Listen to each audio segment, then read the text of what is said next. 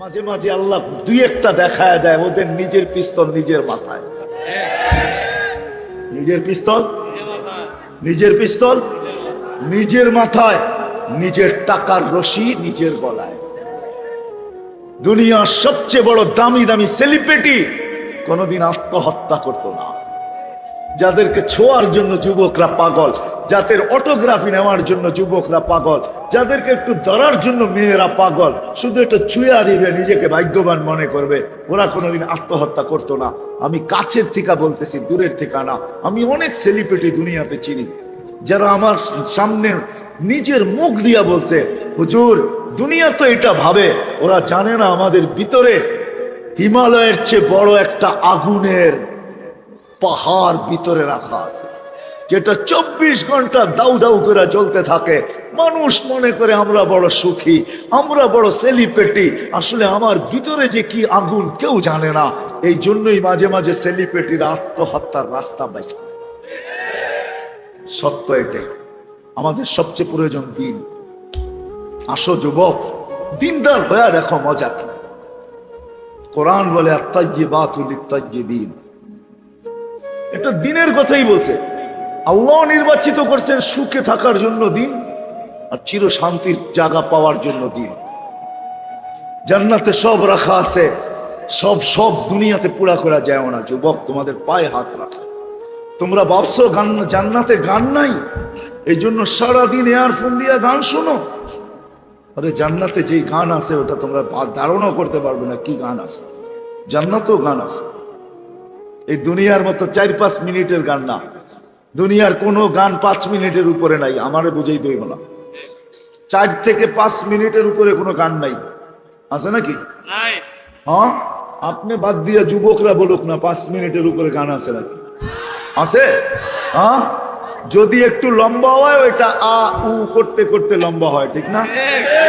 হ্যাঁ, আসল গান 3-4 মিনিটের উপরে নাই। আসল গজলও নাই। গান তো গান, গজলও নাই। ওই গজলালা করে জিজ্ঞাসা করে না, এদের তো 4-5 মিনিটের উপরে নাই। এরও বলে আর চেয়ে বেশি মানুষ শুনতে চায় না। জান্নাতে গান হবে 40 বছর টানা, খালি মুখে না, খালি মুখে না। এই যে শুকনা মুখে ওয়াজ চলতেছে না, এরকম শুকনা মুখে না। একদিকে গান চলতে থাকবে, আরেকদিকে তোমার খেদমত খাওয়া চলতে থাকবে। তুমি গানের তালে তালে হারায় যাবে। 40 বছর পর আল্লাহ জিজ্ঞাসা করবে কেমন শুনলি, তো বলবে লাকানাল মাউতু লা মাউতনা ইয়া রাব্বানা, মালিক তোমার ইজ্জতের কসম, মৌত যদি থাকতো তো আওয়াজের জংকারে মরে যেতাম। আল্লাহ এরকম সিঙ্গার বানায় রেখা দিছে, গায়ক বানায় রেখা দিছে। দুনিয়ার নর্তকী আল্লাহ নর্তকী বানায় রেখা দিছে জান্নাতে। যুবক, পবিত্র নর্তকী। শুধু ও নাচবে না, ওর সাথে পুরা জান্নাতও নাচবে।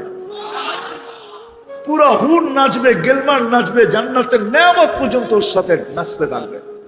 এরকম এক এক পায়ের জংকার থেকে 1 লক্ষ করে কালার বাহির হবে, আল কালারিং বাহির হবে এক এক পায়ের জংকার থেকে। সাহাবা শুধু শুধু পাগল হয় না। ওরাও পারতো আমাদের মতো বস্তু জমা করতে, আমরা তো মাথার গাম পায়ে ফেলায়া করতেছি। ওরা ইচ্ছা করলে চুটকিতে পারতো, এটাকে চুটকি বলে। চুটকি, চুটকি বোঝেন? ওরা এটাতে পারতো। প্রমাণ, যারা মেঘ অনুগত্য করতে পারে ওরা কি দুনিয়াকে পায়ের নিচেরটাকে বানাইতে পারে না? মেঘ দূরে না জমিন দূরে? হ্যাঁ, কোনটার দূরত্ব বেশি? যদি মেঘ অনুগত্য করতে পারে তাইলে পায়ের নিচে জমিনের ভিতরে গচ্ছিত ধনকে ইশারায় উঠাইতে পারতেন না? না পারতেন না? হ্যাঁ, আরে উঠানের কথা বাদই দেন। আমাদের নবীজিকে তো আল্লাহ বলছিলেন, আপনি যদি চান বলেন না, পাঠাইয়া দিছিলেন। উতিতু মাফাতিহাস সামাওয়াতি ওয়াল আরদ, আকাশ জমিনের ভান্ডারের চাবি আমাকে দেওয়া হয়েছিল, কিন্তু আমি ফেরত দিয়ে দিছি। 60-70 বছরের জন্য নিয়ে কি করব? আর একা নিয়ে কি করব? যেদিন নিব চিরদিনের জন্য নিব, যেদিন নিব ওই দিন উম্মতকে সঙ্গে নিয়ে নিব। তারপরে আল্লাহ বলছে বড়টা নিবেন না, ছোটটা নেন। মক্কার পাহাড় গুলা সোনার বানায় দিই, বলছে এটাও নিব না। 60-70 বছরের জন্য নিয়ে কি করব? আর একা একই নিয়ে কি করব? উম্মতকে দিয়া তারপরে নিব, চিরদিনের জন্য নিব। বলছে চলবেন কিভাবে? আজিদ ইয়াউমান আশকুর, যেদিন পাবো শুকরিয়া আদায় করব। লাম আজিদ আসবির, যেদিন পাবো না সবর করব। 60-70 বৎসরই তো, 60-70 বৎসরই তো, এটা কেটে যাবে, নিব না। পারতেন দুনিয়া উন্নত করতে, প্রমাণ দিয়া যাইতেছেন, প্রমাণ। সাহাবা প্রমাণ রেখা গেছে, যাদের ইশারায় অগ্নিগিরি পিছে যাইতে বাধ্য, ও বিবেকালা মানুষগুলা, ও বুদ্ধিওয়ালা মানুষগুলা, ও বিদ্যান মানুষগুলা, এতটুকু মাথার ভিতরে বুঝ আসে না, এতটুকু ভাবতে পারি না, যারা অগ্নিগিরিকে পায়ের হাতের ইশারায় পাহাড়ে আবদ্ধ করতে পারতেন, ওরা ইচ্ছা করলে কি না করতে পারতেন। যারা মেঘ অনুগত্য করতে পারতেন, যারা সমুদ্রকে চিঠি দিলে নদী পানি ছাড়তে বাধ্য হতো। আমি তো চোখে দেখা বলতেছি, পানি, নদী বাধ্য, দরিয়ায় নীল পানি দিতে বাধ্য, যাদের ইশারায়। কথার শেষ জায়গায় চলে আসছে, আমাদের দিন প্রয়োজন, দিন, দিন প্রয়োজন, আর কিচ্ছু প্রয়োজন না। দিন যখন আসবে জিন্দগিতে, জীবনে, এই জীবনটা সুখী হবে, সুখী। সত্য কসম খোদা, স্বামীর ক্লান্তি স্ত্রী সইতে পারবে না, স্ত্রীর ক্লান্তি স্বামী সইতে পারবে না, মা বাবার ক্লান্তি সন্তান সইতে পারবে না, ভাইয়ের ক্লান্তি ভাই সইতে পারবে না, ভাইয়ের ক্লান্তি বোন সইতে পারবে না, বোনের ক্লান্তি ভাই সইতে পারবে না, প্রতিবেশীর দুঃখ প্রতিবেশী সইতে পারবে না, ও তো ঝাঁপায়া পড়বে। এই জন্যই তো বলছিলেন, যখন দিন আসবে, দিন, পরিবেশটা সুখের হবে, সুখে, দুনিয়া তো থাকবো সুখে, আর মরার পরে, এটা তো চির সত্য, আল্লাহ কিয়ামতের দিন আমাদেরকে মাপবেন দিনের পাল্লা দিয়া, দিনের স্কেল দিয়া, দিনের মিটার দিয়া, দিনের মেশিন দিয়া। যার কাছে দিনদারি যতটুক হবে, জান্নাতের পরিধি তার তত বড় হবে, যেখানে সব রাখা আছে। আজকে তো তোমরা বৎসরে একবার একটা মেসেজ পায় খুশি হয়ে যাও, ঠিক না? রাগ হয়ে গেল, ঠিক না? কি? হ্যাঁ, আবার লেখাও পাঠাও, ঠিক না? একবার হইলেও বলো I.U, ঠিক না? কি কও, বুঝছো না বুঝো নাই? I.U বুঝছো? যে একবার হইলেও লেখা পাঠাও, ঠিক না? জান্নাতের ডেলি মেসেজ আসবে, মেসেজ ডেলি, এই মেসেজ আসবে ডেলি জান্নাতে। বিশ্বাস হয় না? কুরআন বলছে লাদাইনা মাসিদ ফালা তা'লামু নাফসুম মা উখফিয়া লাহুম মিন কুররাতি আয়ুনিন জাযাআম বিমা কানু ইয়ামালুন। তুই জানিস না তোর বিনোদনের জন্য আমি কি বানায়া রাখছি? তুই জানিস না কি বানায়া রাখছি? মা তাস্তাহি আনফুসুকুম, যা মনে আসবে তাই পাবে। মা লা আইনুন রাআত ওয়ালা উযুনুন সামিয়াত ওয়া মা খাতারা কলবি বাশার। আল্লাহর রাসূল দেখা এসে চিৎকার দিতেন না, মা লা আইনুন রাআত, এইখানে বসায় তোকে দেখানো যাবে না, আর দেখলেও তোর চোখ ভরবে না। বানায় রেখা দিছে আল্লাহ, ডেলি মেসেজ আসবে, ডেলি। এখন তো বৎসরের 14 তারিখের লেগে অপেক্ষা করতে হয়, ঠিক না? তোমরাও তো অপেক্ষায় আছো। আজকে কয় তারিখ? 8 তারিখ। হ্যাঁ, আয়া পড়লো 14 তারিখ, ঠিক না? কয়দিন বাকি? 6 দিন, ঠিক না? অপেক্ষায় আছো, ঠিক না? তওবা করো, তওবা। রাজি?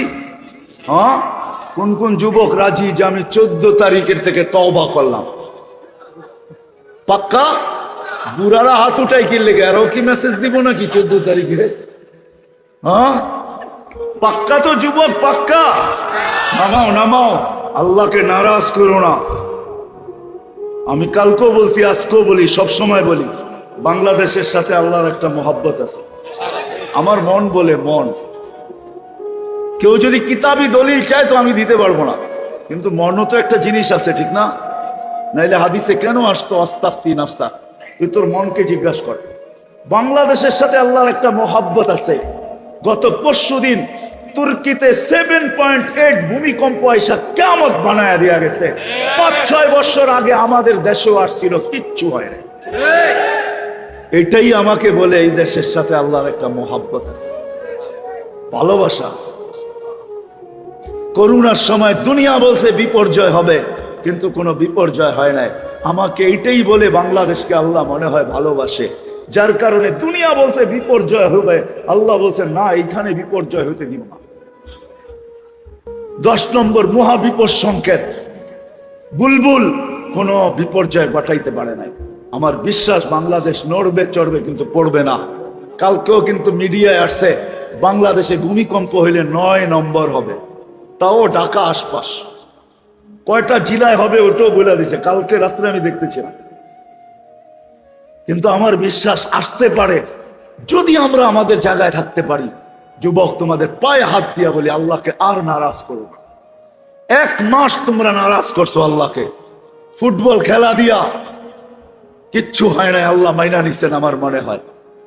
শুধু এই 30,000 হেফজোখানার কারণে, শুধু 2.5-3 লক্ষ মসজিদের কারণে, শুধু মার্কাজের কারণে, হক্কানি আল্লাহওয়ালাদের খানকার কারণে, হক্কানি আলেম ওলামাদের কারণে রাত্রে 4টার সময় 30,000 হেফজোখানার ছেলেরা উঠা, শীত হোক আর গরম হোক, আল্লাহর কালাম পড়তে থাকে। এটার কারণে মনে হয় আল্লাহ সয়া নিছে, 31 নাট সয়া নিছে।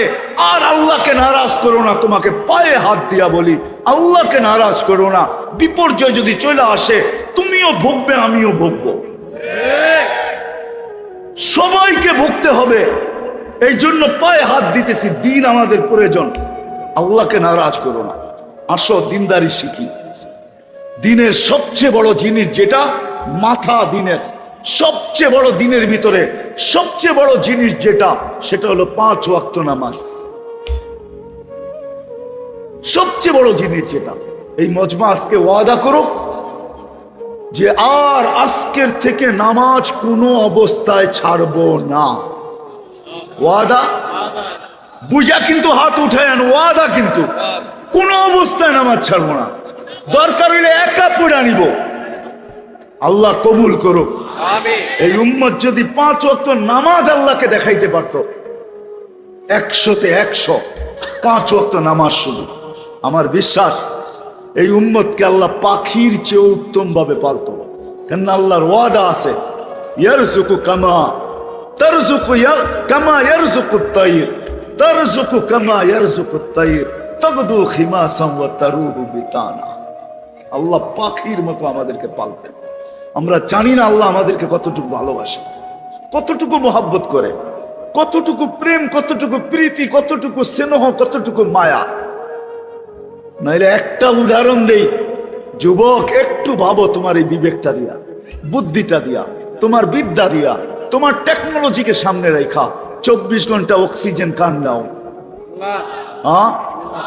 কার? কয়বার ডেলি আল্লাহ বলি?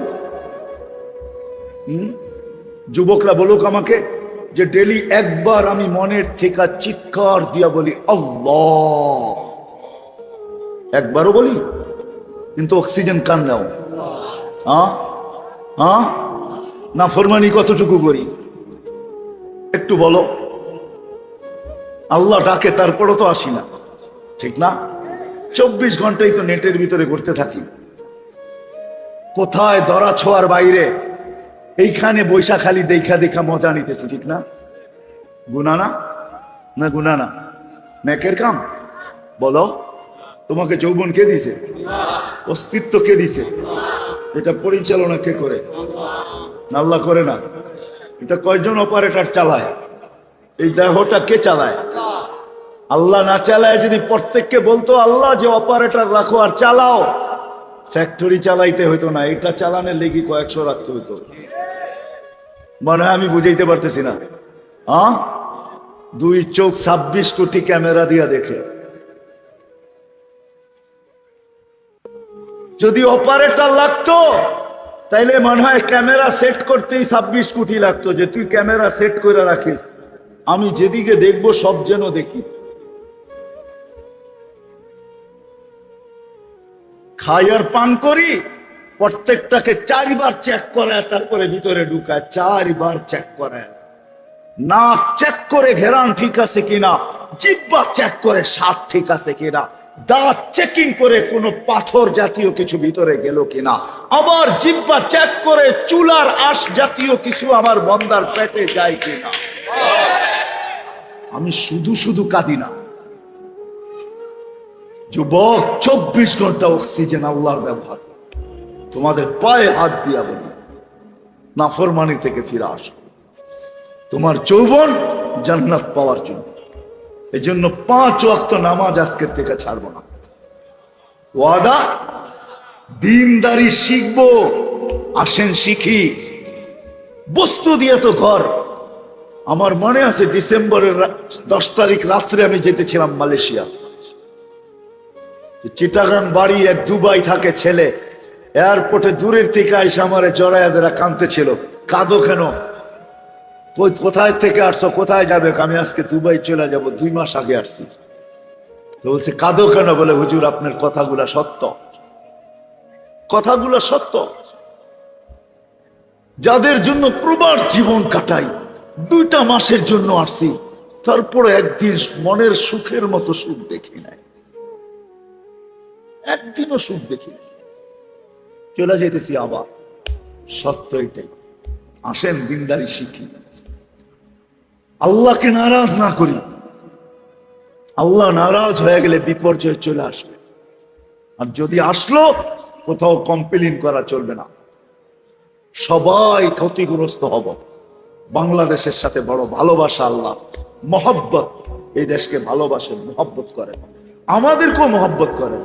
নাইলে এত বরকত আমি দুনিয়ার কোনো দেশে দেখি নাই। বাংলাদেশে যতটুকু বরকত এখনো আছে, নাইলে 5,000 7,000 টাকা দিয়ে এই হুজুররা সংসার চালাইতে পারত না। কি কয় টাকা বেতন এই মাদ্রাসার হুজুর? 10,000-এর উপরে তো হবে না। সত্য তো?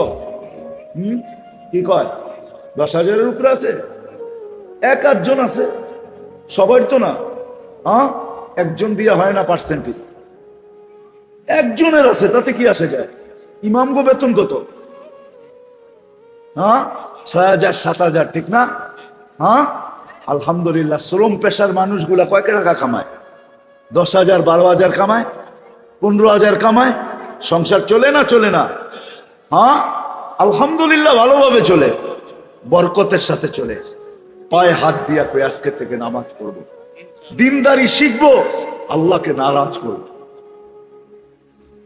আল্লাহকে নারাজ করব না। আল্লাহ আমাদের সবাইকে নামাজ পড়বো তো, দিনদারি শিখবো তো। যুবক, কিছু না পারো,